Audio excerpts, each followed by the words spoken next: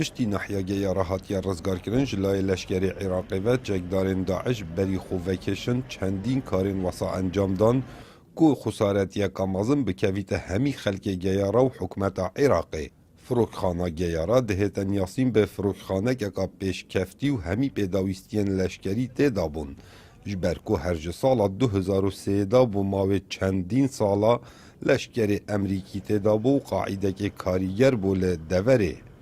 بله وکو هین دبینن بنیات اوی فروکخانه همی هاتیش ناف برن و تقاندن.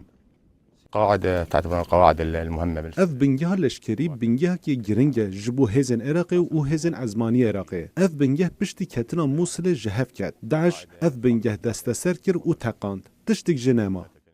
لی سنتر نحیا گیاره جگدارین داعش بدهان کلگه هنگازا رش صوتینه و بوی سدما بلافبونا دوکیلکا رش لی سر اسمان اوی باجاری. كله تخريب هذا. اف دوکله همیشه سوتاندنا تشتی ملتی تید.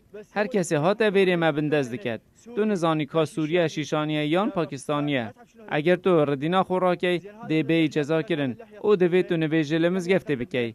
وان هشتی ام ایدی حج اسلامی نکین.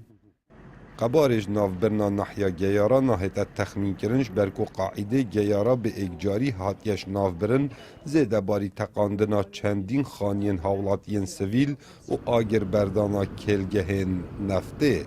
کاو عمر دنگ امریکا باشور موصل نحیا گیاره.